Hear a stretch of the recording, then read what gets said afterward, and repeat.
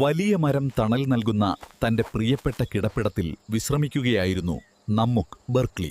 എന്നാൽ വയലിന്റെ മൂലയിൽ ധാന്യമണികൾ ചുമന്നുകൊണ്ട് ഒരു വലിയ നിര ഉറുമ്പുകൾ പോകുന്നത് അവൻ ശ്രദ്ധിച്ചു. ഉറുമ്പുകൾ തിരക്കിലായിരുന്നു. ഓരോ ചെറിയ ധാന്യവും വരാനിരിക്കുന്ന മഴക്കാലത്തിനായി സൂക്ഷിക്കുകയായിരുന്നു അവർ. നിങ്ങൾ ഈ വേനൽ മുഴുവൻ കഷ്ടപ്പെടുന്നത് എന്തിനാണ്? ഇത്രയും ചെറിയ കഷ്ണങ്ങൾ എന്തിനാണ് ചുമക്കുന്നത്? ഞാനിത് ഒറ്റയടിക്ക് കഴിക്കുമല്ലോ. ഞങ്ങൾ കഷ്ടപ്പെടുകയല്ല ബെർക്ക്ലി, ഞങ്ങൾ നാളേക്കായി ഒരുങ്ങുകയാണ്. നിങ്ങൾ ഇന്ന് ആവശ്യമുള്ളതിലും കൂടുതൽ ശേഖരിക്കുന്നു, എന്നിട്ട് അത് മുഴുവൻ അവിടെ പാഴാക്കി കിടക്കുന്നു. ഇതൊന്നും പാഴാക്കില്ല, ഇത് എന്റേതാണ്. എനിക്ക് വിശക്കുമ്പോൾ ഞാൻ എടുക്കും. പങ്കുവെക്കുക എന്നത് എന്റെ അത്യാഗ്രഹ നായയുടെ നിഘണ്ടിലില്ല. ബെർക്ക്ലി തന്റെ എല്ലുകൾക്ക് ചുറ്റും ഒരു വളയം പോലെ കിടന്നു. ഉറുമ്പുകൾക്ക് അത്യാഗ്രഹത്തെക്കുറിച്ച് കൂടുതലൊന്നും പറയാനുണ്ടായിരുന്നില്ല. അവർ അവരുടെ ജോലി തുടർന്നു. ആഴ്ചകൾ കടന്നുപോയി. പെട്ടെന്നൊരു ദിവസം ശക്തമായ മഴ തുടങ്ങി. പുഴകൾ കരകവിഞ്ഞൊഴുകി. തന്റെ കിടപ്പിടത്തിൽ നിന്ന് പുറത്തിറങ്ങാൻ ബെർക്ക്ലിക്ക് കഴിഞ്ഞില്ല.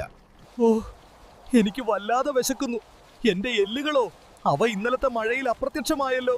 എനിക്കിപ്പോൾ ഒന്നും കഴിക്കാൻ കിട്ടുന്നില്ല. കണ്ടോ ബെർക്ക്ലി, ഞങ്ങൾ ചെറിയ കഷ്ണങ്ങൾ ചുമന്നത് പാഴായില്ല. ഞങ്ങൾ പങ്കുവെച്ചില്ലായിരിക്കാം, പക്ഷേ ഞങ്ങൾ കരുതലോടെ സമ്പാദിച്ചു. അത്യാഗ്രഹം നിങ്ങളെ ഇപ്പോൾ വിശക്കുന്നവനാക്കി.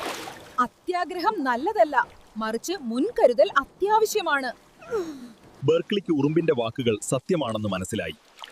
ആവശ്യത്തിലധികം ശേഖരിക്കുന്നതും ഒന്നും പങ്കുവെക്കാത്തതും അവനെ ഒടുവിൽ സഹായിച്ചില്ല.